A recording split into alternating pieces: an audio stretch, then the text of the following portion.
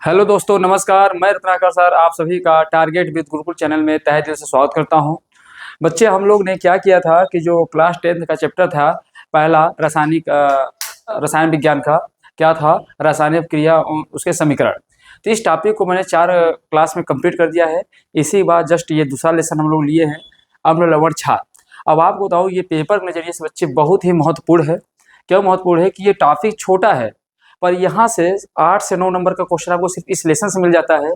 तो इसलिए इस चैप्टर को हम लोग पढ़ेंगे और यहाँ से जितने भी बनने वाले क्वेश्चन होंगे उन सभी क्वेश्चनों को आप बड़ा आसानी से कर पाएंगे क्लास लेने के बाद। और मेरे पढ़ाने के साथ साथ आप लोग नोट्स बनाते चलेंगे तो आपको कोई समस्या नहीं होगी। और रही बात कि बोर्ड का एग्ज़ाम जो है, अब आप धीरे धीरे आपके नज़दीक आ रहा है, तो आप मन लगा के पढ़ाई वढ़ाई करते रहिए बढ़िया से। अब आइए चलिए क्लास को स्टार्ट करते हैं। और आज का हम लोग का टॉपिक जो है, अम्ल लवण क्या है बच्चे, क्षार है ना।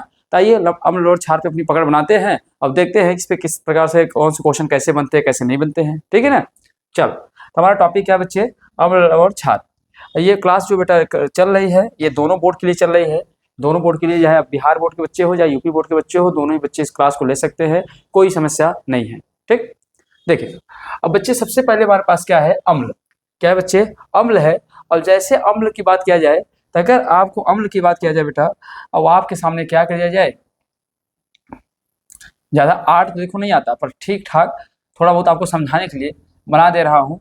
ये क्या है बेटा, इमली है। क्या है, इमली है। क्या है, इमली है। तो जैसे आप इमली लेते हो, मुंह में पानी तो आ गया होगा, है। पर ध्यान देना है, इमली है तो इमली कैसा होता है, खट्टा होता है। क्या होता है बच्चे, खट्टा होता है। तो आप कह सकते हैं जो समानता स्वाद में क्या होते हैं बच्चे, खट्टे होते हैं, वह सभी क्या कहलाते हैं, अम्ल कहलाते हैं। क्या, जो खाद्य पदार्थ जो स्वाद में क्या हो, समानता खट्टे हों, और जो खट्टे होते हैं उसे लोग क्या कहते हैं, अम्ल कहते हैं। जो कड़वा हो उसे क्या कहते हैं, क्षार कहते हैं। जिसका कोई स्वाद ही न समझ में आए उसे क्या कहते हैं, उदासीन कहते हैं, लवण कहते हैं। जैसे अब जल, आप जल को पीते जरूर हो, पर जल में कोई आपको स्वाद नहीं मिल पाता है। जल में कोई स्वाद नहीं मिल पाता है, इसलिए आपको बहुत ज़्यादा उसके बारे में समझ में पता है कैसा स्वाद है कैसा नहीं है ना। पर इसके पहले बेटा, इस टॉपिक को स्टार्ट करने से पहले 2 पॉइंट आपको समझना पड़ेगा। एक एक्स्ट्रा पेज के माध्यम से हम समझाते हैं आपको। देखिए बच्चे, सबसे पहली बात होती है, यहाँ समझिएगा, एक चीज़ तो बेटा ध्यान देना है, क्या है, बिलियन। थोड़ी सी बात हमको समझना पड़ेगा बिलियन के बारे में कि सोल्यूशन क्या होता है बेटा। अगर बिलियन की बात करते हैं तो बिलियन क्या होता है बेटा, ध्यान देना है, यह एक प्रकार का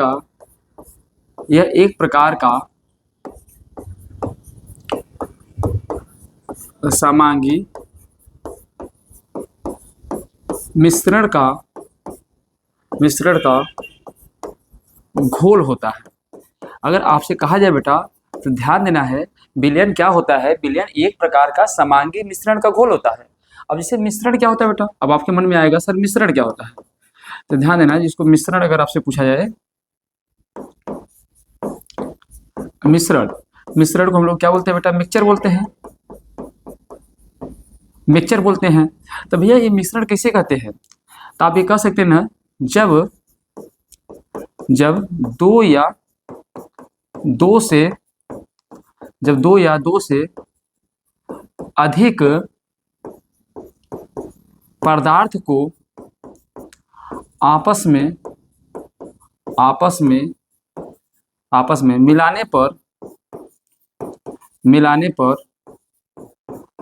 मिलाने पर जो घोल प्राप्त होता है, उसी को हम लोग क्या कहते हैं बेटा, मिश्रण कहते हैं। क्या कहते हैं, मिश्रण कहते हैं। तो अगर आपको ये बात समझ में आ गया हो बच्चा, तो बात बताओ, अगर हमने कोई मिश्रण क्या होता है, तो आप कह सकते हो ना, मिश्रण एक प्रकार से कह सकते हैं, जब दो या दो से अधिक पदार्थों को आपस में मिलाकर जो घोल प्राप्त करते हैं उसी को क्या कहते हैं, मिश्रण। जैसे बेटा हम लोग लेते हैं, जितने शराबी हैं कुल ध्यान से समझे लड़के, अब ध्यान दें बेटा, ये क्या हो गया, ध्यान देना, इसमें हमने क्या लिया है आपके लिए बेटा, ये स्टूल लिया है। क्या लिया है, ये स्टूल लिया है, मतलब बोले तो जल ले लिया है। क्या ले लिया बेटा, जल ले लिया है। अब इसमें हमने क्या मिलाया बेटा, एल्कोहल मिला लिया। क्या मिला लिया, एल्कोहल मिला लिया। इसमें क्या मिला लिया बेटा, एल्कोहल मिला लिया। जब इसमें हम लोग एल्कोहल मिला दिया बेटा, तो क्या किए, अब एल्कोहल मिला दिए, तो जल में एल्कोहल अच्छे से घुल गया कि नहीं घुल गया, तो दो पदार्थ मिल गए, एल्कोहल प्लस जल। तो जब दो पदार्थ आपस में मिल गए तो उसी को हम लोग क्या कहते हैं, मिश्रण कहते हैं। क्या कहते हैं बेटा, मिश्रण कहते हैं। जैसे आप लोग, लड़कियां बेचारी बहुत अच्छी होती हैं, उनके लिए क्या है, लड़कियां दूध पीते हैं, लड़के बेचारे शराब पीते हैं कभी कभी, वैसे डेली नहीं पीते हैं, कभी कभी पीते हैं। अब लड़कियां क्या लिए बेटा, यहाँ पे जल ले लिए, अब प्लस इसमें क्या मिला दिया बेटा, मिल्क मिला दी। तो दूध और प्लस जल का घोल क्या है बेटा, मिश्रण है। जल और दूध का घोल क्या है, मिश्रण है। जल एवं शराब का घोल क्या है, मिश्रण है। तो जो भी आप दो या दो से अधिक पदार्थ को मिला दोगे तो क्या बनेगा, मिश्रण बनेगा। अब यही मिश्रण जो होता है बेटा कितने प्रकार का होता है, तो मिश्रण आप ध्यान देना दो प्रकार का होता है। मिश्रण कितने प्रकार का होता है, दो प्रकार का। कौन कौन सा होता है, एक तो होता है बेटा आपको होमोजीनस, जिसको बोलते हैं समांगी मिश्रण। क्या बोलते हैं बच्चे, समांगी मिश्रण बोलते हैं। क्या बोलते हैं, समांगी मिश्रण। दूसरा क्या होता है, विषमांगी मिश्रण। क्या बोलते हैं बेटा, विषमांगी मिश्रण, जिसको बोलते हैं हम लोग हेट्रोजीनस। इसको क्या बोलते हैं बेटा हम लोग, हेट्रोजीनस बोलते हैं। तो ध्यान देना, जो समांगी मिश्रण होते हैं ना, जो समांगी मिश्रण होते हैं, ये समांगी मिश्रण जिनको घोलने पर उनके अवयव जो हो आपस में पता न चले, ऐसा आपको पता नहीं चल पाए कि कौन सा अवयव मिलाया गया है। जिससे बेटा अगर मैं आपसे कहूँ तो देखिएगा, जैसे अगर मैं दूध और प्लस पानी को कहूँ, तो दूध पानी को जब आपस में घोल दोगे तो आपको पता नहीं चलेगा कौन सा इसमें से पानी वाला अणु है, कौन सा इसमें दूध वाला अणु है। इसी तरीके से बेटा, जैसे चीनी प्लस पानी को घोल दीजिए, चीनी प्लस पानी को घोल दीजिए। जैसे बेटा आप लोग जितने भी ध्यान देना है, शराब प्लस जल को घोल दीजिए, शराब प्लस जल को घोल दीजिए, तो ये अणु क्या बेटा आपस में मिल जाते हैं। तो ऐसे मिश्रण को हम लोग क्या कहते हैं, समांगी मिश्रण। जबकि विषमांगी मिश्रण किसे कहते हैं, जिनके अवयव घोलने के बाद भी अलग अलग प्रतीत हों, अलग अलग दिखाई दें, तो उन्हें हम लोग क्या कहते हैं, विषमांगी मिश्रण। जैसे आपको ले लीजिए, जल ले लीजिए बेटा और प्लस तेल ले लीजिए। तो जल और तेल को देखिए आपस में जब घोलेंगे तो घुलेगा नहीं तेल, बल्कि उसके ऊपर ऐसे क्या होगा, तैरता रहेगा, सही से नहीं घुल पाएगा। इसी तरीके से बेटा आप ले लीजिए, जल प्लस क्या ले लीजिए, बालू ले लीजिए, जल प्लस क्या ले लीजिए, बालू ले लीजिए। ये भी कैसा मिश्रण है, तो आप बता सकते हैं ये भी बच्चे कैसा मिश्रण है, विषमांगी मिश्रण है। बात समझिए, समझिए कैसा मिश्रण है भैया, विषमांगी मिश्रण है। अब यहाँ से ध्यान देना है, इसीलिए मैंने क्या कहा, अब विलयन समझ में आ गया बेटा। विलयन दो या दो से अधिक पदार्थों का घोल है, पर कैसा घोल है बच्चे, समांगी मिश्रण। कैसा बेटा, आपको लगे तो कैसा मिश्रण है, ये समांगी मिश्रण है।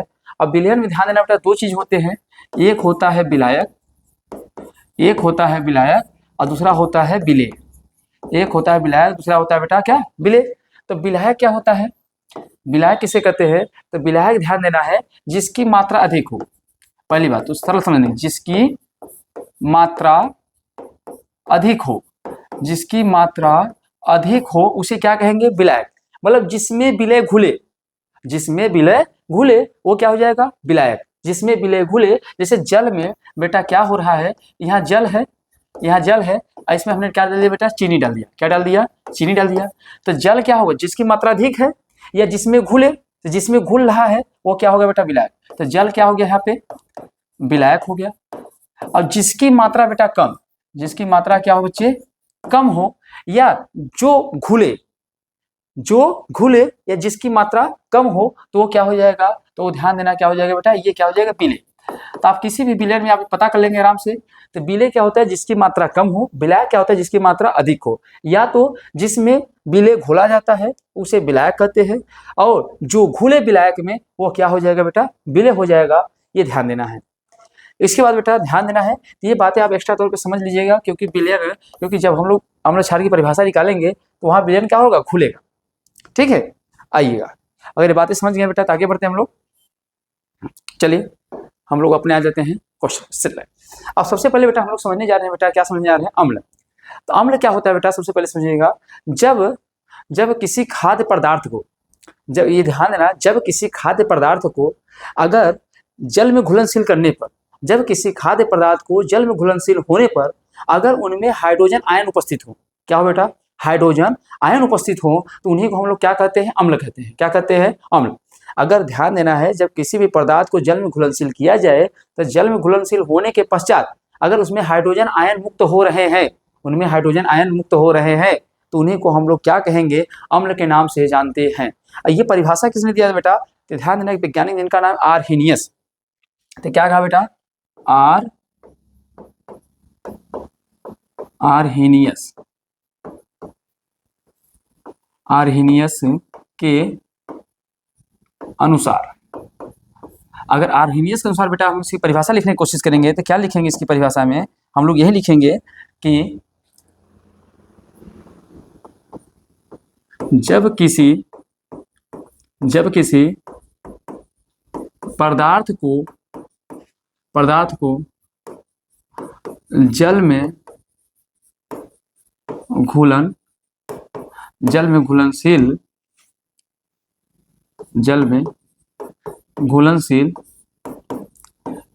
घुलनशील किया जाता है तो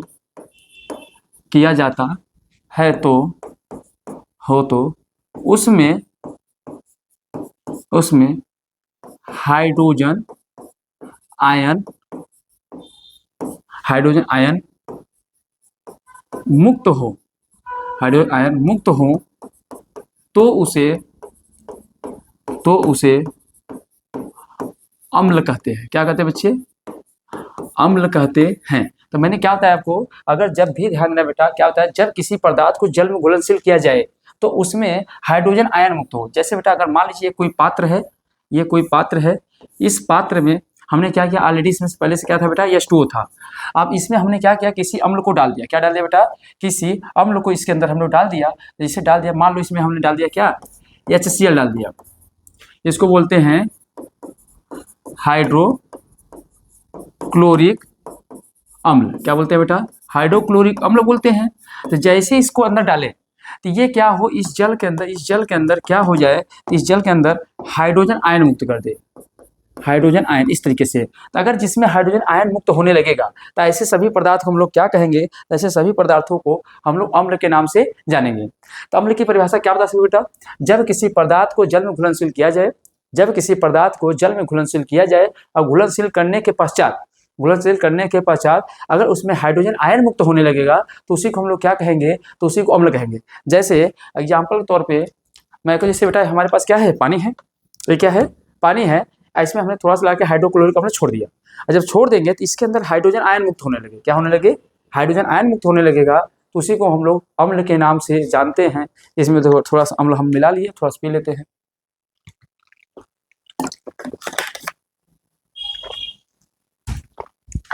देखिए तो यहाँ तक की बात क्लियर बेटा। अगर आपसे पूछा जाए इसको इसमें जैसे घोलेंगे तो हाइड्रोजन, जैसे यहाँ देखो बेटा एग्जाम्पल मैंने समझाया आपको, जिससे बेटा HCl है, ये क्या हमारे पास है, देखिएगा ये HCl है, इसको हम लोग बोलते हैं क्या, अभी आपको बताया है हाइड्रोक्लोरिक अम्ल। क्या बोलते हैं बेटा, हाइड्रोक्लोरिक अम्ल बोलते हैं। जैसे इसको जल में घुलते हैं तो ये क्या होगा बेटा, हाइड्रोजन आयन प्लस क्लोरीन के आयन में क्या हो जाएगा, टूट जाएगा। अब जैसे हाइड्रोजन आयन मिलेगा, ध्यान देना अम्ल तभी कहेंगे जब जिसमें हाइड्रोजन आयन क्या हो बेटा, उपस्थित हो। इसी तरह देखो ये हमारे पास क्या बेटा है, नाइट्रिक अम्ल है। क्या है, नाइट्रिक अम्ल। क्या है, नाइट्रिक अम्ल है। जैसे नाइट्रिक अम्ल घुलेगा तो ध्यान देना हाइड्रोजन आयन प्लस नाइट्रेट में क्या हो जाएगा, ये टूट जाएगा। तो देखो यहाँ भी हाइड्रोजन आयन मिला कि नहीं मिला। इसके साथ साथ देखो H2SO4, इसको हम लोग क्या बोलते हैं, सल्फ्यूरिक अम्ल। क्या बोलते हैं बेटा, सल्फ्यूरिक अम्ल। अब देखिए जैसे इसको जल में हम लोग घोलेंगे तो ये किस में टूट गया, हाइड्रोजन आयन में टूट गया। तो जैसे ही किसी पदार्थ को जल में घुलनशील किया जाए उसमें हाइड्रोजन आयन मिले तो ध्यान देना बेटा उसी को हम लोग क्या कहते हैं, अम्ल कहते हैं। एग्जाम्पल दे सकते हैं। तो यह परिभाषा किसके द्वारा था बेटा, आर्हीनियस के अनुसार था। तो क्या यहाँ तक की बातें क्लियर है, कोई समस्या कोई दिक्कत हो तो बताओ भैया। चलो अगर ये बातें समझ गया बेटा कि अम्ल किसे कहते हैं, समझ में आ गया। जब किसी भी पदार्थ को जल में घुलनशील किया जाए, घुलनशील करने के पश्चात उसमें हाइड्रोजन आयन मुक्त हो तो उसी को हम लोग क्या कहते हैं, तो उसी को अम्ल के नाम से जानते हैं। आइए बेटा अब देखते हैं थोड़ा सा अम्ल के लक्षण। क्या देखते हैं बेटा, अम्ल के लक्षण। तो एक बात तो आप समझिएगा बेटा, आप लिखते जाएंगे आप समझते चले जाएंगे। अगर देखा जाए आप कह सकते हैं सामान्यतः अम्ल स्वाद में खट्टे होते हैं। क्या होते हैं बच्चे, सामान्यतः अम्ल स्वाद में क्या होते हैं बेटा, खट्टे होते हैं। अब ध्यान देना बेटा, जिससे अगर मैं आपसे कहूँ थोड़ी सी बात ध्यान देना स्वाद के बारे में, अगर थोड़ी सी बात मैं बताता हूँ, अभी बायोलॉजी पढ़ाऊंगा तो वहाँ बताऊंगा। जीभ, तो जीभ ध्यान देना है, यह एक मोटी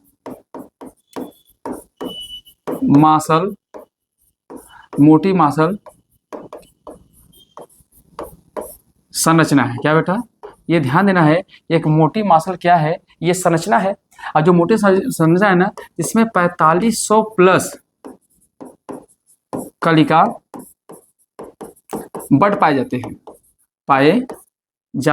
इसमें क्या पाए जाते हैं, 4500 प्लस कलिका बट पाए जाते हैं। अब इन्हीं कलिका बट को इन्हीं कितने भागों में बांटा गया बेटा, 4500 को 5 भागों में। कितने भागों में बांटा गया है, 5 भागों में बांटा गया है। कितने भागों में बांटा गया है, तो 5 भागों में इन्हें बांटा गया है।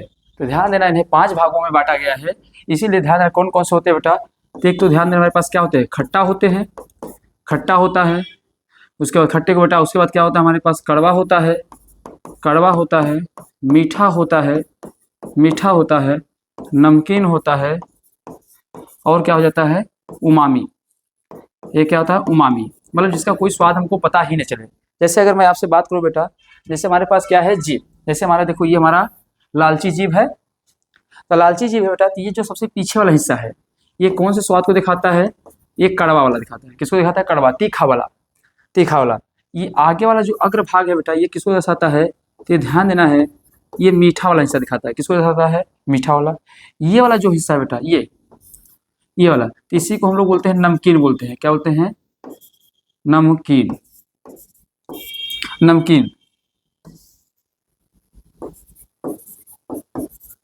इसे नमकीन बोलते हैं बेटा। इसके अलावा ध्यान देना है, ये जो पीछे है, ये नमकीन है। ये नमकीन वाला जो हिस्सा है, ये दोनों साइड बेटा, दोनों साइड सेम रहेगा, नमकीन। ठीक। अब जो पीछे वाला हिस्सा बेटा, ये वाला जो हिस्सा है, ये हल्का सा क्या दिखाएगा आपको, खट्टा वाला। कौन सा बेटा, खट्टा वालापन दिखाएगा। और जो बीच में है ये पूरा, इसे बोलते हैं उमामी। इसमें कोई स्वाद के बारे में हमको पता ही नहीं चले। तो ये चीज़ें भी आपको एक्सप्लेन करूंगा कायदे से। फिलहाल आप इतना एक्स्ट्रा पॉइंट भी लिख सकते हैं जीभ के बारे में, तो आपसे क्वेश्चन बन सकता है। तो ये कैसा बनेगा बेटा, उमामी बनेगा। खट्टा होता है, नमकीन होता है, मीठा नमकीन, ये दोनों सामने है। इसीलिए कोई भी व्यक्ति मीठा जब खाता है तो क्या होता है, आगे वाला, इसीलिए 1-2 मीठा, जैसे आपने, जैसे इसमें चल रहा है त्योहार, तो आपने 1-2 रसगुल्ला खाया, तो आगे वाली कलिकाएं क्या होती है, द्रवित हो जाती है, जिससे आपको अधिक मीठा खाने का मन नहीं करता है।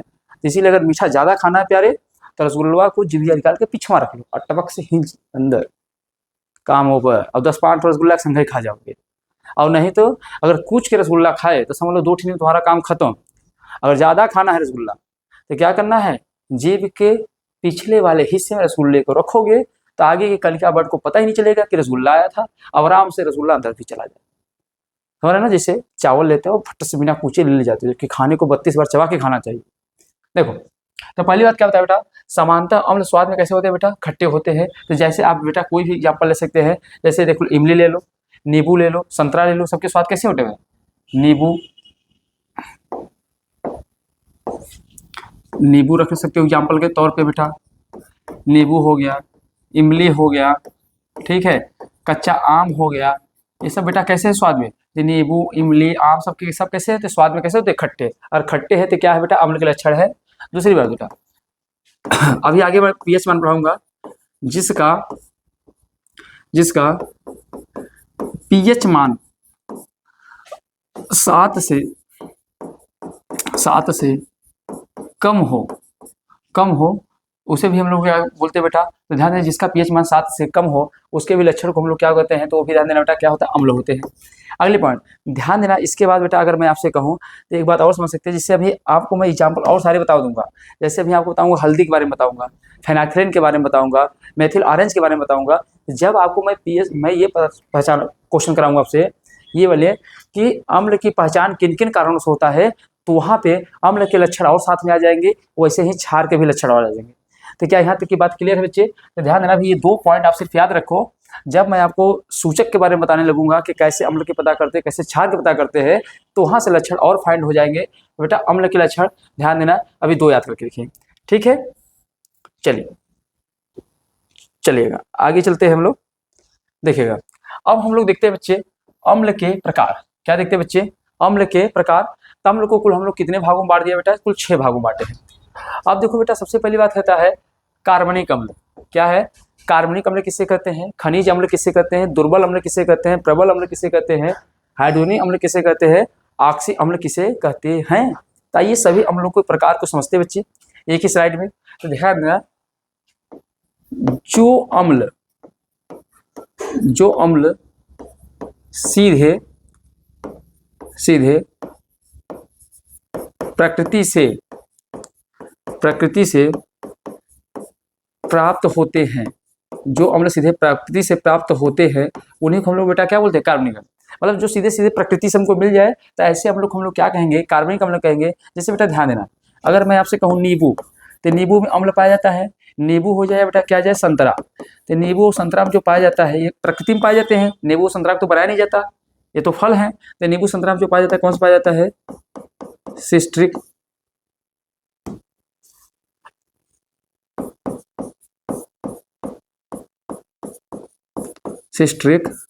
अम्ल पाया जाता है बेटा। क्या पाया जाता है, सिस्टिक अम्ल पाया जाता है। जैसे सेब ले लो, सेब में क्या पाया जाता है, तो सेब में ध्यान देना बेटा मैलिक अम्ल पाया जाता है। क्या पाया जाता है, मैलिक अम्ल पाया जाता है। समझ नहीं मैलिक अम्ल पाया जाएगा। तो ऐसे बेटा जितने भी लेना चाहेंगे तो जो चीज़ें प्रकृति में विद्यमान हो तो सभी जैसे पाया जाता है बेटा मैलिक अम्ल हो जाएगा, ये सभी इसमें पाए जाते हैं। खनिज अम्ल, ध्यान देना बेटा खनिज अम्ल कैसे कहते हैं, जो मानव द्वारा बनाया गया, जिस अम्ल को मानव द्वारा बनाया गया होगा, लिख सकते हैं या इसको ऐसे लिख सकते हैं, जो अम्ल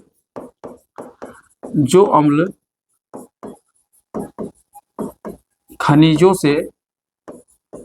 से प्राप्त हो, जो अम्ल क्या हो, खनिजों से प्राप्त हो, या इसे मानव द्वारा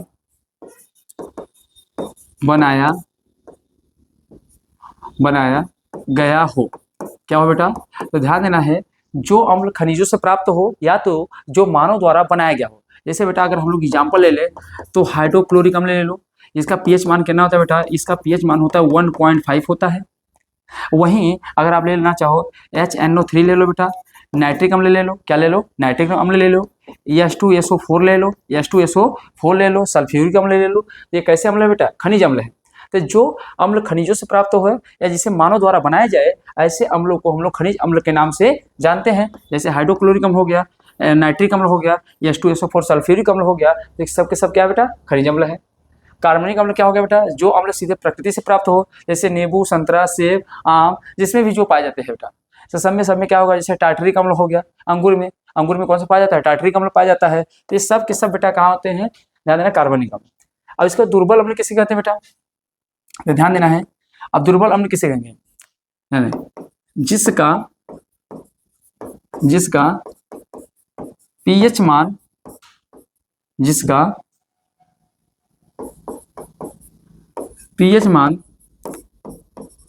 3.5 से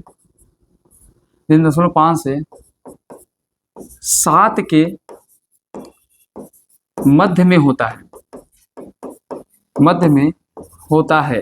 तो ध्यान देना, जिसका पीएच मान 3.5 से 7 के मध्य में होता है उसे क्या कहते हैं बेटा, दुर्बल अम्ल कहते हैं। तो ध्यान देना है, वो क्या होगा बेटा, दुर्बल अम्ल होगा। जैसे आप बेटा लार ले लो, तो लार में भी खाने से पहले क्या होता है, 6.5 होता है। पीएच मान इसका कितना होता है, पीएच मान होता है 6.5 होता है। तो कैसा है बेटा, दुर्बल अम्ल है। कैसा है बेटा, दुर्बल अम्ल है। समझ नहीं समझ रहे। तो ध्यान देना, जिसका पीएच मान 3.5 से लेके 3.5 से 7 के मध्य में होता है उसे हम लोग क्या कहते हैं, दुर्बल अम्ल कहते हैं। वही अगर आप प्रबल अम्ल कहेंगे बेटा, क्या कहेंगे, जिसका पीएच मान 0 से 3.5 के मध्य में होता है। जिसका पीएच मान 3.0 से लेकर 3.5 के मध्य होता है उसे हम लोग क्या कहते हैं, प्रबल अम्ल। मतलब बहुत ज़्यादा खतरनाक होगा, मतलब जला देगा। जैसे बेटा अगर एग्जाम्पल देखा जाए, इसकी एग्जाम्पल आप क्या ले सकते हैं, जैसे हाइड्रोक्लोरिक अम्ल, इसका पीएच मान बेटा 0 से लेकर 1.5 के मध्य होता है। क्यों, ध्यान देना, जैसे हमारे पेट में भी क्या पाया जाता है, हाइड्रोक्लोरिक अम्ल पाया जाता है, जो बहुत ही प्रबल होता है, किसी भी चीज़ को गला सकता है। जैसे क्वेश्चन आपके मन में मैं डालता हूँ, आप बताइएगा, या जब मैं आपको बायोलॉजी पढ़ाऊंगा तो आपको समझाऊंगा, आप बताइएगा कि जैसे अगर आप सोचिएगा जो एसिड हो जाए, जो तेजाब आप किसी भी फीमेल या किसी के ऊपर जो फेंका जाता है, उसका पीएच मान बेटा 3.5 के समथिंग होता है। अब सोचिएगा कि जो आपके पेट में अम्ल है, हाइड्रोक्लोरिक अम्ल है, उसका पीएच मान 1.5 से है, मतलब 0 से लेकर 1.5 है, तो सोचिए बहुत प्रबल है। पर वहीं सोचिएगा कि कोई भी व्यक्ति अगर मांसाहारी होगा तो वो मांस खाता होगा, तो उस मांस को तो वो क्या करता है, हाइड्रोक्लोरिक अम्ल गला देता है। वो मांस को हाइड्रोक्लोरिक अम्ल क्या करता है, गला देता है। पर वही खुद मांस की बनी हुई अमाशय उसको क्यों नहीं गला पाता है? इसका आंसर क्या होगा, आप लोग कमेंट के माध्यम से बताइएगा। अगर किसी व्यक्ति के शरीर में जो हाइड्रोक्लोरिक अम्ल है उसका पीएच मान 1.5 होता है, तो सोचिए बहुत प्रबल होता है। तो सोचिएगा कि जो 3.5 जो चेहरे पर तेजाब पड़ता है पूरे चेहरे को जला देता है, पर अपने शरीर में इतना खतरनाक का तेजाब खुद लेके चल रहे हैं, मांस की कोई चीज टुकड़े खाते उसे खुद गला देता है, पर खुद मांस का बना हुआ अमाशय को क्यों नहीं गला पाता है? ऐसा क्या है, क्या राज है, क्यों नहीं गला पाता है, बताइएगा। नहीं तो फिर मैं आपको बताऊंगा ही बताऊंगा, ठीक है। तो ध्यान बेटा, जैसे हाइड्रोक्लोरिक अम्ल हो गया, यहाँ रख सकते हैं H2SO4 रख सकते हैं बेटा, HNO3 रख सकते हैं, सब इसके उदाहरण है। सब कैसे बेटा, प्रबल अम्ल है। कैसे है, प्रबल अम्ल है, जिसका पीएच मान ध्यान देना है 0 से लेकर 3.5 के मध्य में होता है।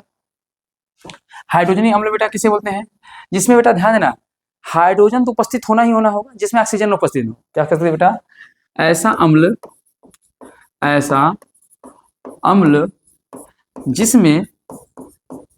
जिसमें हाइड्रोजन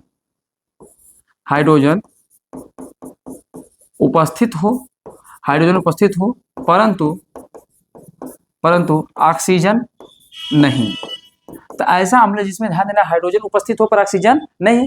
जैसे बेटा आप लोग एग्जांपल लेना चाहते हैं, HCl ले लो, HBr ले लो, ठीक है, HCl हो गया, HBr हो गया। तो देखो हाइड्रोजन उपस्थित है पर ऑक्सीजन इसके अंदर उपस्थित नहीं है, तो ऐसे अम्ल को हम लोग क्या कहते हैं, हाइड्रोजनी अम्ल कहते हैं। समझ नहीं है क्या? वही ऑक्सी अम्ल किसे कहेंगे बेटा, जिस अम्ल में हाइड्रोजन के साथ ऑक्सीजन भी क्या हो बेटा, ऑक्सीजन भी उपस्थित हो, उपस्थित हो। तो ध्यान देना है जिस अम्ल में हाइड्रोजन के साथ ऑक्सीजन भी उपस्थित होता है, तो ऐसे अम्ल को हम लोग क्या कहते हैं, ऑक्सी अम्ल के नाम से जानते हैं। जैसे आप देखो बेटा H2SO4, अब बेटा ध्यान देना यहाँ ऑक्सीजन भी उपस्थित है, हाइड्रोजन भी उपस्थित है, H2SO4। जैसे बेटा आप लोग देख सकते हैं HNO3 देखो ऑक्सीजन भी है, हाइड्रोजन भी है, जिसमें हाइड्रोजन ऑक्सीजन दोनों पाया जाता है, उसे क्या कहेंगे, ऑक्सी अम्ल कहेंगे। जिसमें सिर्फ हाइड्रोजन भर उपस्थित हो, ऑक्सीजन का अणु न उपस्थित हो, तो ऐसे हम लोग को क्या कहेंगे, हाइड्रोजनी अम्ल कहेंगे। जो प्रबल हो, जिसका पीएच मान 0 से लेकर 3.5 के बीच में हो, उसे क्या कहेंगे, प्रबल अम्ल कहेंगे। जिसका पीएच मान 0 से लेकर 3.5 से लेकर 7 के बीच में हो, उसे क्या कहेंगे, दुर्बल कहेंगे। जो मानव बनाया हो या जो खनिजों से प्राप्त करते हैं, उसे क्या कहते हैं, खनिज अम्ल कहते हैं। और जो कार्बनिक जो प्रकृति से सीधे प्राप्त होते हैं, उन्हें हम लोग क्या कहते हैं, कार्बनिक अम्ल कहते हैं बेटा। तो ये अम्ल के प्रकार है, यहाँ से भी बहुविकल्पीय क्वेश्चन बनने की संभावना होगी और कभी भी पूछ सकता है अम्ल के प्रकार के बारे में बताइए बेटा। तो यही सारे पॉइंट जिस तरीके से मैं ग्राफ बना के आपको लिखा हूँ, इसी तरीके से आप यूपी बोर्ड के पेपर में लिख के आइएगा, कहीं भी कोई समस्या नहीं होगी, आपको नंबर पूरा भरपूर मिलेगा। डायग्राम सिस्टम से लिखते हैं तो टीचर को अच्छा लगता है और नंबर सही दे देता है, ठीक है ना। चलिएगा देखिएगा, इसके आप स्क्रीनशॉट ले लीजिए आप लोग सभी लोग, फिर आगे बढ़ते हैं हम लोग। आइए अब अगले पॉइंट चलते बेटा। अब हम लोग ये देखते हैं, हमने देखा भौतिक गुण तरीके से कैसे समानता स्वाद में खट्टे होते हैं, कर सकते हैं बेटा। ध्यान देना, इसका पीएच मान कितना होता है, 0 से लेकर 7 के बीच में होता है, उसे क्या कहते हैं, अम्ल कहते हैं। ये सब जो चीजें हैं हम लोग देख के बता देते हैं बेटा। ये क्या है, भौतिक गुण है। अब हम लोग चल रहे हैं बेटा रासायनिक गुण समझने। एक चीज हम लोग क्या समझने बेटा, रासायनिक गुण समझने चल रहे हैं। आइएगा, रासायनिक गुण समझते समय बेटा हम लोग ये देखना है अम्ल के रासायनिक गुण धर्म। तो बेटा आप देखिएगा, अगर अम्ल का क्वेश्चन अगर आपसे पूछा जाए, अम्ल का अगर धातु के साथ अब क्रिया करते हैं तो क्या बनता है, अम्ल का धातु के साथ अब क्रिया करेंगे तो क्या बनेगा बेटा। तो ध्यान देना, जब भी किसी अम्ल को धातु के साथ रिएक्शन कराते हो, तो एक तो बेटा लवण बनाएगा, एक हाइड्रोजन गैस बनाएगा। अब ध्यान देना बेटा, लवण किसे कहते हैं, आप थोड़ा समझने के लिए बस समझ लेना है। लवण सीधी बेटा है, देखो 3 चीजें हैं बेटा। अगर मैं आपसे कहूं, अगर स्वाद के आधार पर खाद्य पदार्थ को बांटेंगे, खाद्य पदार्थ को, तो ध्यान देना है इनके 3 रूप आएंगे। कौन कौन सा आएगा, एक तो अम्ल आएगा बेटा, दूसरा कौन सा आएगा, क्षार आएगा, और दूसरा क्या आएगा बेटा, लवण। तो इनकी पहचान कैसे करेंगे, acid base salt, base and salt. तो ध्यान देना है, अगर एसिड बेस साल्ट की बात करेंगे तो बेटा इसकी ध्यान देना, एसिड जो है इसमें क्या है, इसकी क्या है, हाइड्रोजन आयन उपस्थित हो तो तभी तो उसे अम्ल कहेंगे। हाइड्रोजन आयन उपस्थित हो तो उसे क्या कहेंगे बेटा, अम्ल कहेंगे। और जिसमें OH ऋणायन OH माइनस उपस्थित हो तो उसे क्या कहेंगे, क्षार कहेंगे। इसमें OH माइनस उपस्थित उसे क्या कहेंगे, क्षार कहेंगे। और जिसमें ये दोनों ही ना हो, न ही तो उसमें हाइड्रोजन आयन मिले और न ही तो उसमें OH आयन मिले, जब दोनों ही नहीं मिलता है तो उसी को हम लोग क्या कहते हैं बेटा, लवण कहते हैं। जिसमें न ही हाइड्रोजन आयन मिले न ही उसमें OH मिले तो समझ लेना लवण है। अगर OH मिल गया तो समझ लेना क्षार है। अगर हाइड्रोजन प्लस मिल गया तो उसे हम लोग क्या कहेंगे बेटा, अम्ल। इसे हाइड्रोक्साइड बोलते हैं बेटा, क्या कहते हैं, हाइड्रोक्साइड। समझ रहे हैं। आइए देखिए एग्जाम्पल, अगर मैं देखा जाऊँ तो जब भी किसी अम्ल का धातु के साथ रिएक्शन करते हैं बेटा, जब भी किसी अम्ल का धातु के साथ रिएक्शन करते हैं तो उसी को हम लोग क्या कहते हैं, जब करते हैं तो वह लवण और प्लस हाइड्रोजन गैस बनाता है। जैसे देखिए H2SO4 क्या है बेटा, ये सल्फ्यूरिक अम्ल है। क्या है, ये सल्फ्यूरिक अम्ल है बेटा। अब ये सल्फ्यूरिक अम्ल है, इसका किसके साथ क्रिया करा रहे हैं, जिंक के साथ। तो देखो जैसे ये जिंक क्या हो गया बेटा, धातु हो गया। अब ये क्या हो गया, अम्ल हो गया। ये क्या हो गया, अम्ल हो गया। ये क्या हो गया, धातु हो गया। तो जब इसके साथ क्रिया करा रहे हैं तो ये हाइड्रोजन को मुक्त कर दे रहा है। यहाँ क्या बना दे रहा है बेटा, तो ये बन गया जिंक सल्फेट। क्या बन गया, जिंक सल्फेट। अब ये क्या हो जाएगा, हाइड्रोजन गैस। तो बताओ बेटा, अब देखिएगा जो जिंक सल्फेट है ये लवण है कि नहीं है, ये जिंक सल्फेट क्या है बेटा, तो आप कह सकते हैं ये जिंक सल्फेट क्या है, लवण है। क्या है, लवण है। क्योंकि न देखो इसमें हाइड्रोजन आयन उपस्थित है, न ही OH उपस्थित है, न ही हाइड्रोजन उपस्थित है, न ही OH उपस्थित है, इसलिए क्या बन गया बेटा, लवण बन गया। अब मैंने यही बताया, जब किसी अम्ल का धातु के साथ क्रिया कराते हैं, जब किसी अम्ल का धातु के साथ क्रिया कराते हैं तो वह लवण और प्लस हाइड्रोजन गैस का क्या करता है, निर्माण करता है। बात समझेंगे, नहीं समझ गए। तो देखो जैसे एक एग्जाम्पल और बेटा, जैसे देखो ये Cl है, इसको हम लोग क्या बोलते हैं, आपको भी बता चुका हूँ, हाइड्रोक्लोरिक अम्ल। प्यारे ध्यान देना, इसका नाम बार बार लिखने का एक ही कारण होता है कि जिससे आपको बार बार मैं लिखूं तो आपको ये याद हो जाना चाहिए। ये क्या है बेटा, हमारे पास क्या है, आयरन है। क्या है, आयरन है। जैसे ही हम लोग क्या करते हैं, यह इसके साथ इसका धातु के साथ क्रिया कराते हैं तो क्या होता है, ये फिर कहाँ चला जाएगा, हाइड्रोजन के स्थान पे हाइड्रोजन मुक्त हो जाएगा। तो ये बन जाएगा क्या, आयरन क्लोराइड बन जाएगा। क्या बन जाएगा बेटा, आयरन क्लोराइड। और नहीं बताओ यहाँ हाइड्रोजन है, नहीं यहाँ ऑक्सीजन है, तो ये क्या है बेटा, ये लवण है। ये लवण है। अब ये हमारा क्या है बेटा, क्षार है। अब हाइड्रोजन गैस देखो क्या हो गया, मुक्त हो गया। तो हमेशा बेटा याद रखना है कि जब भी किसी धातु का, अगर किसी भी अम्ल का धातु के साथ क्रिया कराते हैं, जब भी किसी अम्ल का धातु के साथ क्रिया कराते हैं तो वह लवण एवं जल का निर्माण करता है। ऐसे ही परिभाषा आपको लिखना है और नीचे एक दो उदाहरण इस तरीके से आपको क्या करना पड़ा है, दे देना पड़ा है। इसको आप चाहे तो शब्दों में लिख सकते हैं, मैंने शॉर्ट फॉर्म में लिखा, आप ऐसे शब्दों में लिख सकते हैं। जब किसी अम्ल का धातु के साथ, जब सभी लोग कॉपी निकाल लिए ना, और लिखो परिभाषा इसकी, कैसे लिखोगे, जब किसी अम्ल को धातु के साथ, जब किसी अम्ल को धातु के साथ क्रिया करते हैं तो, जब किसी अम्ल को धातु के साथ क्रिया करते हैं तो यह लवण एवं हाइड्रोजन गैस का निर्माण करता है। यह लवण एवं हाइड्रोजन गैस का निर्माण करता है। अब इसके हिसाब से बेटा आप लोग ये उदाहरण बता दीजिएगा, ठीक है। परिभाषा को अपने से बनाने की कोशिश करो, ठीक। चलो इसको आगे हम लोग आगे बढ़ते हैं, अगले क्वेश्चन चलते हैं। अगला क्या कर रहा है, जब कह रहा है किसी अम्ल का कार्बोनेट तथा बाइकार्बोनेट के साथ धातु के कार्बोनेट एवं बाइकार्बोनेट से अम्लों की अपक्रिया।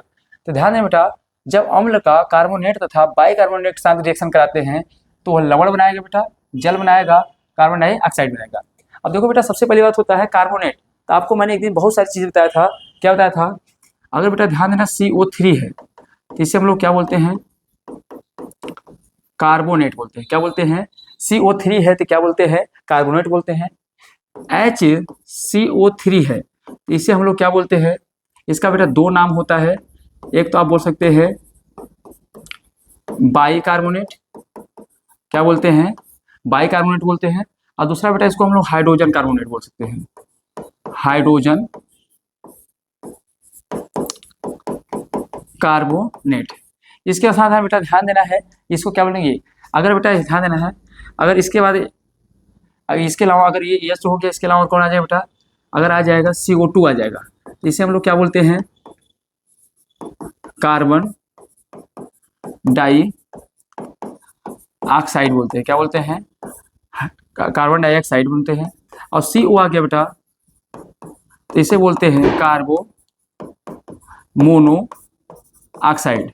क्या बोलते हैं, कार्बो मोनो ऑक्साइड बोलते हैं। तो इस तरीके से बार बार जहाँ आएगा CO3 आएगा तो उसे कार्बोनेट बोलेंगे। जैसे यहाँ बेटा आएगा, जैसे क्वेश्चन है CaCO3, तो इसे हम लोग क्या बोलेंगे, ये कैल्शियम हो गया, ये कार्बोनेट हो गया, इसी को हम लोग क्या बोलते हैं, कैल्शियम कार्बोनेट। तो बेटा ये याद करना है, अगर CO3 आ गया तो कार्बोनेट, और HCO3 आ गया तो क्या हो जाएगा, बाइकार्बोनेट। तो चाहे ध्यान देना आप लोग, अब बेटा ध्यान देना है, चाहे कार्बोनेट के साथ क्रिया करो या बाइकार्बोनेट के साथ क्रिया करोगे तो हमेशा लवण बनेगा, एक जल बनेगा, कार्बन डाइऑक्साइड बनेगा। तो ध्यान देना, जब किसी भी अम्ल का कार्बोनेट या बाइकार्बोनेट के साथ अब क्रिया कराते हैं तो ध्यान देना है, लवण, जल और प्लस कार्बन डाइऑक्साइड का निर्माण करता है।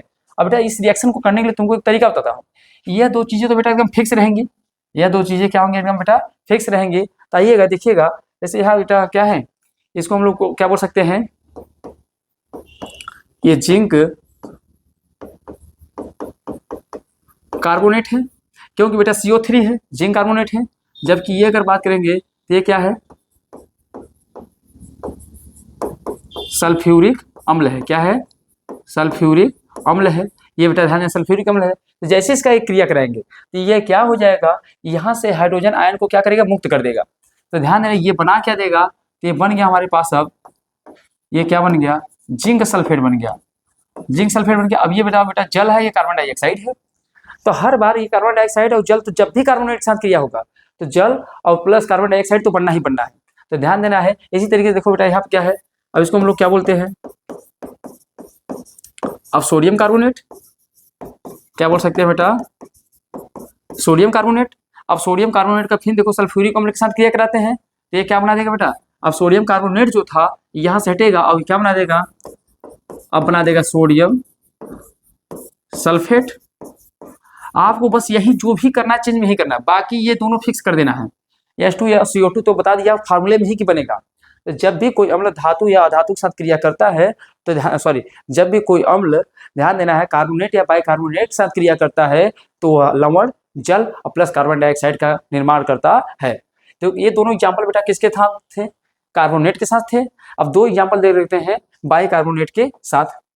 आओ देखो बेटा, जैसे NH2 है, अब इसको क्या पढ़ सकते हैं, दो चीजें पढ़ सकते हैं, सोडियम हाइड्रोजन कार्बोनेट पढ़ सकते हैं। इसका क्या पढ़ सकते हैं बेटा, इसको दो चीज पढ़ो, सोडियम हाइड्रोजन कार्बोनेट, या तो इसी को बोल सकते हैं बेटा हम लोग क्या बोल सकते हैं, सोडियम बाई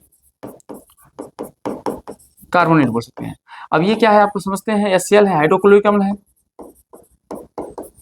हाइड्रोक्लोरिक अम्ल। अब देखो ये हाइड्रोक्लोरिक अम्ल है, तो जब भी अगर देखो यहाँ कार्बोनेट है तब भी वही बनना है। अब ये क्या बन गया बेटा, सोडियम क्लोराइड बन गया, सोडियम क्लोराइड, बोले तो नमक, क्या बोले बेटा, नमक।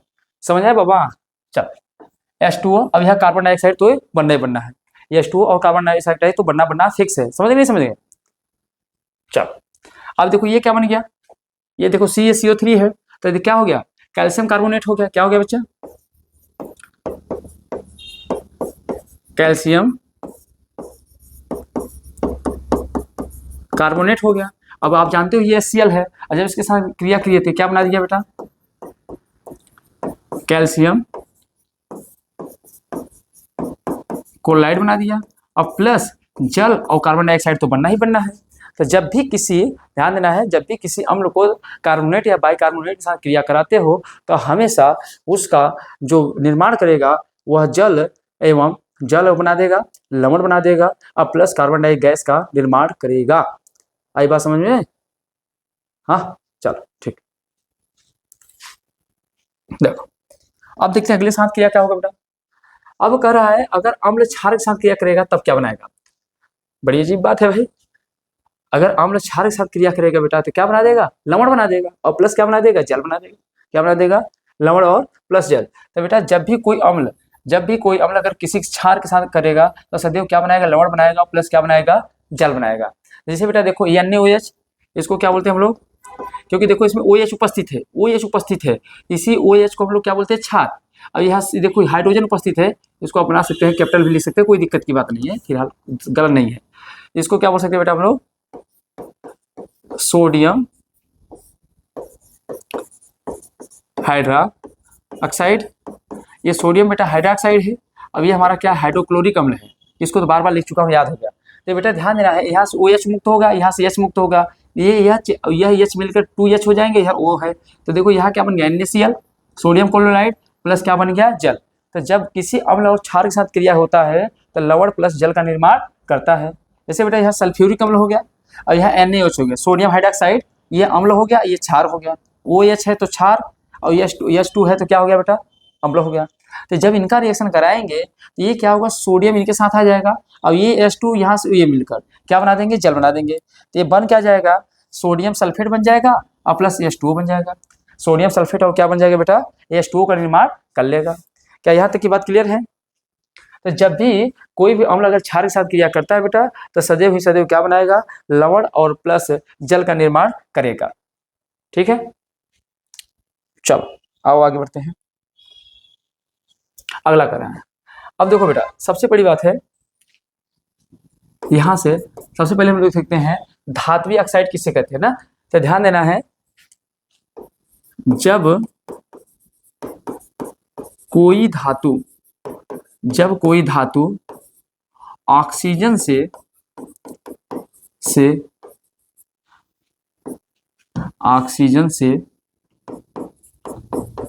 क्रिया करता है तो इसे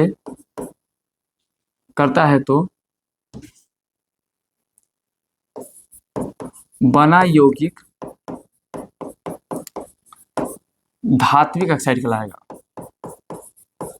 धात्विक ऑक्साइड।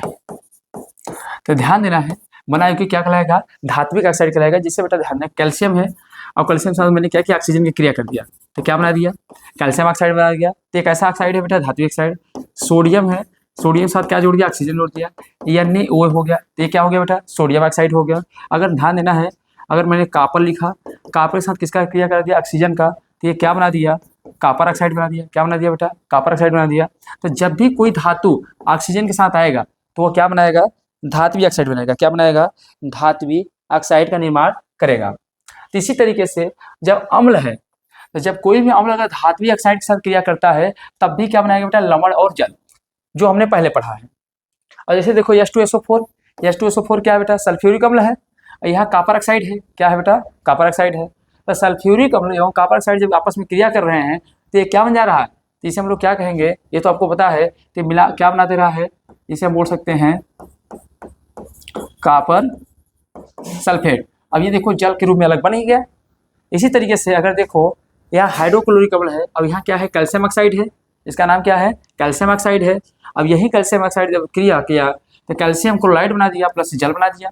तो देखो ये तो नॉर्मल बनेगा कि नहीं, क्यों, क्योंकि यहाँ देखो दोनों चीज उपस्थित नहीं बच्चे, न ही तो हाइड्रोजन आयन उपस्थित है न ही OH आयन उपस्थित है, इसलिए क्या हो गया बेटा, गलत हो गया। तो ये क्या है बेटा, अगर दोनों नहीं उपस्थित है तब उसको क्या कहते हैं, लवण कहते हैं। क्या कहते हैं, लवण कहते हैं। और इसमें देखोगे तो यह हाइड्रोजन आयन उपस्थित ही नहीं है, मतलब ये क्या है, एसिड है। बात समझे नहीं समझे। तो जब भी अम्ल अगर धात्विक ऑक्साइड के साथ क्रिया करता है तो लवण और प्लस जल का निर्माण करता है। ये छोटे छोटे रिएक्शन है जिसमें आपको बार बार यहाँ से क्वेश्चन भी बन सकते हैं, तो आपको सही तरीके से समग्र रूप से पढ़ते हुए आपको पेपर अपना आने वाले समय में आपको सही तरीके से उसको तैयार करके रखना पड़ेगा, है कि नहीं। चलो आगे बढ़े, आओ भैया आगे बढ़ते हैं।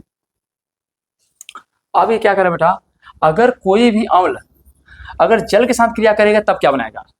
जब कोई भी अम्ल बेटा अगर जल के साथ क्रिया करेगा क्या बनाएगा, तो एक तो ध्यान दें बेटा, क्या बनाएगा, हाइड्रोजन अम्ल बनाएगा, और दूसरा क्या बनाएगा बेटा, हाइड्रोजन अम्ल बनाएगा, और दूसरा यहाँ बीच में कुछ भी आ सकता है जो यौगिक आप लेंगे, जैसे देखो यहाँ मैंने HCl लिया, H2O लिया, तो जब ये रिएक्शन किए तो यहाँ देखो एक तो हाइड्रोजन अम्ल बना ही बना रहेगा, इसके बाद ध्यान देगा नाइट्रस ऑक्साइड बना दिया प्लस क्या है उष्मा, इसको हम लोग क्या कहते हैं बेटा, इसको हम लोग बोलते हैं हाइड्रोनियम आयन। क्या बोलते हैं?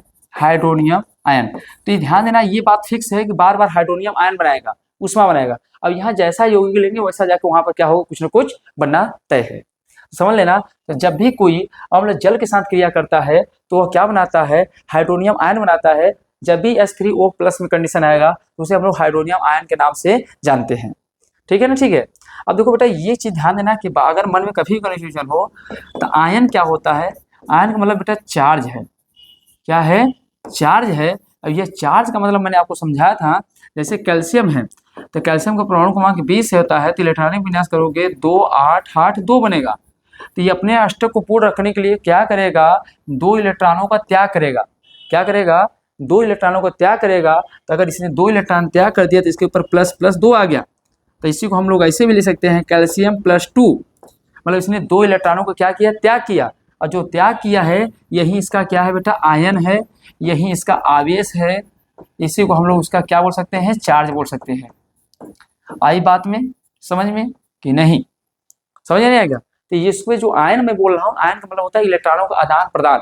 तो जो इलेक्ट्रॉनों को अगर दान दे देगा तो उसके ऊपर धनायन चार्ज आएगा, जो इलेक्ट्रॉनों को ले लेगा उसके ऊपर ऋणायन चार्ज आएगा। आई बात समझ में? चलो अब बेटा यहाँ से एक पॉइंट समझ लो कि हमने जितने भी पॉइंट यहाँ से समझे हैं, ये सारी चीजें बेटा ध्यान देना कि अम्ल से रिलेटेड अब इससे ज्यादा कुछ भी नहीं है, ये भी ध्यान देना है। अब इसके बाद देखो, मैंने एक चीज और लिया है, आपसे क्वेश्चन पूछ सकता है ऐसे कौन कौन से अम्ल किसमें पाए जाते हैं। तो बड़े इंपॉर्टेंट बेटा जो क्वेश्चन है आपको देखेंगे बहुविकल्पी रूप में बनेगा, आपसे क्वेश्चन बनेगा तो देखिएगा बच्चे। जैसे यहाँ से क्वेश्चन मैंने लिया है, देखिए बेटा संतरा और प्लस नींबू। तो संतरा नींबू क्या होता है, सिस्टिक अम्ल पाया जाता है। क्या पाया जाता है बच्चे? सिस्टिक अम्ल पाया जाएगा। क्या पाया जाएगा? सिस्टिक अम्ल पाया जाएगा। सेब में क्या पाया जाता है बेटा, मैलिक अम्ल। सेब में क्या पाया जाता है, मैलिक अम्ल पाया जाता है। इमली और बेटा ध्यान देना है, इमली और प्लस अंगूर, इमली प्लस अंगूर दो के दोनों में क्या पाया जाएगा, टार्टरिक अम्ल पाया जाएगा। क्या पाया जाएगा? टार्टरिक अम्ल पाया जाएगा। सिरका में क्या पाया जाएगा, एस्टिक अम्ल पाया जाएगा। और दही में क्या पाया जाएगा, लैक्टिक अम्ल। एक चीज ध्यान देना बेटा, 2-3 बातें समझोगा आप लोग। अगर कहीं भी लैक्टो मिल रहा है इसका मतलब क्या होता है, दूध। क्या होता है?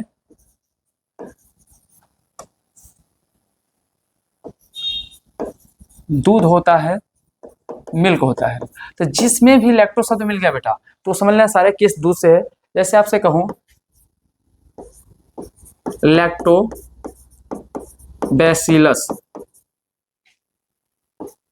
लैक्टोबैसिलस, तो दही में पाए जाने वाली बैक्टीरिया, तो दही में जो बैक्टीरिया पाई जाती है उसे क्या कहते हैं, लैक्टोबैसिलस। दूध की शुद्धता जो नापते हैं तो उसे हम लोग क्या कहते हैं बेटा, तो इसे हम लोग बोलते हैं लैक्टोमीटर। क्या बोलते हैं? लैक्टोमीटर। तो लैक्टोमीटर से क्या नापा जाता है, दूध की शुद्धता नापा जाता है। लैक्टोबैसिलस दूध में पाई जाने वाली क्या है, बैक्टीरिया है। लैक्टो एसिड, तो दूध में पाए जाने वाला खट्टापन। अगर दूध को बेटा अगर 60 डिग्री सेल्सियस पे लेकर अगर उबाल देते हो, अगर दूध को 60 डिग्री सेल्सियस पे लेकर उबाल देते हो तो दूध का जो खट्टापन होता है वो समाप्त हो जाता है। इसीलिए दूध क्या होता है, सुरक्षित पड़ा होता है। इसलिए जो मम्मी में होती है घर के, तो वो क्या करती हैं, दूध को 60 डिग्री सेल्सियस पे क्या करती है, मतलब 60 डिग्री उनको थोड़ी टेम्परेचर लगा के गर्म कर रही हैं, पर वो एक अनुमान के आधार पर उसे गर्म कर देते हैं। जब इसे गर्म कर देंगी तो जो दूध होगा, दूध का जो एसिड होगा वो समाप्त हो जाएगा। इसलिए दूध देखेंगे काफी देर तक सुरक्षित ऐसे ही पड़ा रहेगा। पर अगर दूध को गर्म नहीं करोगे तो देखोगे, अगर उसे ऐसे गर्म नहीं करोगे, इसे छोड़ दोगे कुछ देर, अगर 2-4 घंटे छोड़ देते हो, 5 घंटे, तो उसमें लैक्टिक एसिड पाया जाता है। अब यही लैक्टिक एसिड क्या करता है, रिएक्शन करके लैक्टोबैसिलस की संख्या को क्या करता है, बढ़ा देता है, जो दही में पाया जाता है। अब यही लैक्टोबैसिलस दूध को क्या कर देता है, नष्ट कर देता है, दूध को फाड़ देता है, खराब कर देता है। समझ आ रहा है? इसीलिए दूध को गर्म कर दोगे तो लैक्टिक एसिड क्या हो जाएगा, खराब। आप देखते हो ना, दूध को कभी क्या कहते हैं, जो होता है ना, जिसको बोलते हैं जब गैया भैंस बच्चे को जन्म देती हैं, उनके दूध को हम लोग के गाँव के भाषा में खुजली बोलते हैं ना, तो उसमें क्या करते हैं, कुछ दिन के बाद बनाने के उसमें नींबू डाल देते हैं ना। तो ध्यान रखें, क्योंकि लैक्टिक एसिड बढ़ेगा तो दूध फट जाएगा। समझ रहे बच्चे? तो ध्यान देना। इसके बाद ध्यान देना टमाटर। इसके बाद ध्यान, टमाटर हो गया बेटा, चना रासेल, चना, रासेल। तो चना हो गया, रासेल हो गया, टमाटर आदि के पत्तों में ध्यान देना बीजों में कौन सा अम्ल पाया जाता है? ऑक्जेलिक अम्ल पाया जाता है। ऑक्जेलिक अम्ल, अब यही ऑक्जेलिक अम्ल से ध्यान देना है बेटा, क्या होता है? पथरी रोग। पथरी रोग, अगर पथरी रोग पूछे किससे होता है तो इसे ऑक्जेलिक अम्ल से होता है। अमाशय में कौन सा पाया जाता है? हाइड्रोक्लोरिक अम्ल। क्या पाया जाता है? हाइड्रोक्लोरिक अम्ल पाया जाता है। चाय में कौन सा पाया जाता है? टैनिक अम्ल पाया जाता है। विटामिन सी में एस्कॉर्बिक अम्ल होता है। विटामिन सी में क्या होता है? एस्कॉर्बिक अम्ल। लाल चींटी बेटा, लाल चींटी में क्या पाया जाता है? फार्मिक अम्ल पाया जाता है। गेहूं, ग्लूटानिक अम्ल पाया जाता है। जबकि सोडा वाटर में जो हम लोग पीते हैं ठंडा उंडा जो पीते हैं उसमें कौन सा मिलता है? कार्बनिक अम्ल मिलता है। घास में बेंजोइक अम्ल पाया जाता है। घास में बेंजोइक अम्ल पाया जाता है। सरसों में इरुस्की अम्ल, क्या पाया जाता है? इरुस्की अम्ल पाया जाता है। और नारियल में ध्यान देना लॉरिक अम्ल पाया जाता है। तो आपसे यहाँ से भी क्वेश्चन बन सकता है बच्चे, तो ध्यान देना है। संतरा और नींबू में सिस्टिक अम्ल पाया जाएगा। सेब में मैलिक अम्ल पाया जाएगा। इमली अंगूर में टार्टरिक अम्ल पाया जाएगा। सिरका में एस्टिक अम्ल पाया जाएगा। दही में लैक्टिक अम्ल पाया जाएगा। टमाटर, चना, रासेल में ऑक्जेलिक अम्ल पाया जाएगा। अमाशय में हाइड्रोक्लोरिक अम्ल पाया जाएगा। अमाशय में हाइड्रोक्लोरिक अम्ल पाया जाएगा। चाय में टैनिक अम्ल पाया जाएगा। विटामिन सी में एक्सार्बिक अम्ल पाया जाएगा। लाल चींटी में फार्मिक अम्ल पाया जाएगा। गेहूं में ग्लूटानिक अम्ल पाया जाएगा। सोडा वाटर में कार्बनिक अम्ल। घास में बेंजोइक अम्ल। सरसों में इरुस्किक अम्ल। और नारियल में लॉरिक अम्ल। तो ध्यान देना है, कभी ये बेटा एक चीज और ध्यान देना कि ये एसएससी जीडी का एक फेवरेट क्वेश्चन होता है। यहाँ से जरूर कोई ना कोई किसी भी पदार्थों में कौन सा अम्ल पाया जाता है पूछा जाता है। वनडे एग्जाम के नजरिए से भी और जो बोर्ड के एग्जाम है उनके नजरिए से जो ना महत्वपूर्ण है ही, उनमें तो बच्चे में बहुविकल्पी क्वेश्चन 30 नंबर का पूछा ही जाता है। तो एक क्वेश्चन 2 क्वेश्चन यहाँ से मिल जाएंगे बेटा, ठीक है। इसके बाद अगला पॉइंट, ये पॉइंट समझ सकते हैं बेटा, धातुओं की सक्रियता। अब ध्यान देना, धातुओं की अगर सक्रियता की बात करेंगे तो ऊपर से नीचे आते इसमें सक्रियता क्या होगी बेटा? कम होगी। ऊपर सक्रियता ज्यादा होगी। इसे ये क्यों बता रहा हूँ कि जब आपको थर्ड लेसन पढ़ाऊंगा, क्योंकि अभी आप लोग देख रहे थे कहीं सोडियम कॉपर को हटा के आ जा रहा था, कभी हाइड्रोजन हटा के आ जा रहा था। ये क्यों हो रहा था? ये अधिक क्रियाशील के कारण हो रहा था। तो ध्यान देना है, ऊपर से जब हम नीचे आएंगे, जब हम लोग ऊपर से बच्चे क्या आएंगे? नीचे आएंगे। तो ऊपर से नीचे आते समय, ऊपर से नीचे आते समय ये क्या होगा? तो नीचे से ऊपर आते समय ये क्या होगा? घटेगा। क्या होगा? घटेगा। तो सबसे ज्यादा क्रियाशील तत्व कौन है? पोटेशियम। जो पोटेशियम का पात्र क्या होता है? के। फिर कौन सा है? कैल्शियम। कैल्शियम का उसके बाद कैल्शियम आएगा, फिर सोडियम आएगा, फिर मैग्नीशियम, फिर एल्युमिनियम, फिर जिंक, फिर लोहा, फिर टीन, फिर लेड, फिर हाइड्रोजन, फिर तांबा, फिर पारा, फिर चांदी, फिर सोना। तो सबसे कम क्रियाशील सक्रिय धातु कौन सा होता है? सोना। सबसे कम कौन सा होता है? सोना होता है। और सबसे ज्यादा कौन सा दिखाई दे रहा है बच्चे आपको? पोटेशियम। एक क्रियाशीलता के आधार पर इसे क्या किया गया बच्चे? लगाया गया। तो जो ज्यादा क्रियाशील होगा वो क्या होगा? ऊपर होगा। और जैसे मान लो बेटा किसी भी तत्व में पोटेशियम और कैल्शियम आ जाए, जैसे आ जाए हमारे पास क्या आ जाए? केसीएल आ जाए, और प्लस क्या आ जाए? कैल्शियम आ जाए, कैल्शियम ऑक्साइड। तो क्या करेगा? पोटेशियम ज्यादा पावरफुल है ना, तो पोटेशियम हटा के किसके स्थान पर आ जाएगा? कैल्शियम के साथ आ जाएगा। अभी क्या बना देगा? कि OH बना देगा। क्या बना देगा? कोएच बना देगा। अब ये कैल्शियम क्लोराइड बना लेगा। समझ रहे हैं? तो इस तरीके से ये ध्यान देना, जो ज्यादा पावरफुल होगा वो दूसरे को क्या करेगा? हटा देगा। ठीक। अब इसके अलावा बेटा आपसे कुछ क्वेश्चन और बन सकते हैं, किसका पीएच मान कितना होता है ना, यहाँ से भी क्वेश्चन बन सकते हैं। तो आइए फटाफट देख लेते हैं। अब देखिएगा, सांद्र अम्ल का कहना तो 0 से लेकर 0.5 होता है। तनु हाइड्रोक्लोरिक अम्ल का कहना होता है 1 होता है। अमाशय में जो पाया जाता है 1.5 हो जाता है। तो जिस पे टिक लगाऊं बेटा वो इंपॉर्टेंट होगा। नींबू का रस कहना होता है 2.5 होता है। शराब जो पीते हैं बेवड़ा लोग 3 से लेकर 3.5। शराब पीने वाले सदा क्या कहलाते हैं? बेवड़ा देवता। ठीक। उसके बाद कौन से होते हैं? सिरका कितना होता है? 4 होता है। बियर जो पीते हैं थोड़ा सा अच्छे होते हैं ना, बियर पीने वाले थोड़े से क्या होते हैं? अच्छे होते हैं। पर कभी कदा जो डेली पीते वो भी बहुत खतरनाक होते हैं। तो ध्यान देना है, बियर का क्या होता है? 4.5 होता है। लार खाने से पहले बेटा ध्यान देना क्या ना होता है? ओहो, खाने से पहले बेटा ध्यान देना है, ये 6.5 होता है। 6.5 होता है। और खाने के बाद बेटा, खाने के बाद ये क्या हो जाता है? लगभग 7.23 के समथिंग में आ जाता है। तो ध्यान देना है, तो लार खाने से पहले 6.5 होता है और खाने के बाद 7 क्या हो जाएगा? 2 आ जाएगा। क्योंकि खाने से पहले अम्ली और खाने के बाद क्या होता है? लार क्षारीय। काफी कितना होता है? 5 होता है। कोल्ड ड्रिंक 6 पॉइंट कितना होता है बेटा? 5.5। दूध में 6.5 हो जाता है। जल का तो जानते हैं उदासीन है। मानव मूत्र का 6 है। मानव मूत्र का बेटा क्या है, सूत्र 6 है। अब बेकिंग सोडा कितना है, 8.5 है। इसके अलावा धावन सोडा कितना है, 9 है। प्लास्टिक सोडा का 14 है। घी का 6.5, आंसू का 7.4, दंत मंजन का 8, अंडा का कितना 7.7, पसीना का 7.7, इनो के कितना है 3 है। तो ये कुछ बेटा आपके क्या है पीएच मान है, जिन पीएच मानों को आप भी याद कर लीजिएगा। तो कहीं ना कहीं यहाँ से भी क्वेश्चन कभी कभी बन जाते हैं, इसे बनने की संभावना बहुत ही कम है। पर आपके लिए इंपॉर्टेंट वाला पॉइंट ये बेटा ज़्यादा है, ये वाला स्लाइड्स, ये स्लाइड आपके लिए सबसे इम्पोर्टेंट है।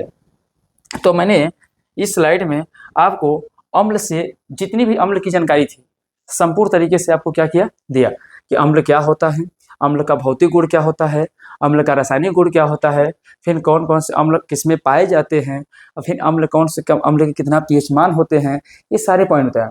और दूसरे पॉइंट बेटा आपको क्या समझाऊंगा, क्षार बताऊंगा। दूसरी क्लास में क्या बताऊंगा, क्षार बताऊंगा।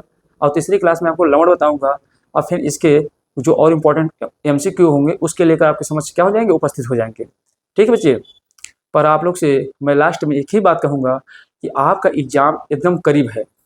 अब मैक्सिमम ध्यान दीजिएगा कि 3 महीने हमारे पास एग्ज़ाम के बचे हुए हैं, क्योंकि नवंबर, दिसंबर, जनवरी और फरवरी में आपका एग्ज़ाम ही स्टार्ट हो जाएगा बच्चे। तो आप लोग को सिर्फ इतना ही करना है कि जो टीचर पढ़ा रहा है उस टीचर पे 100% विश्वास करें।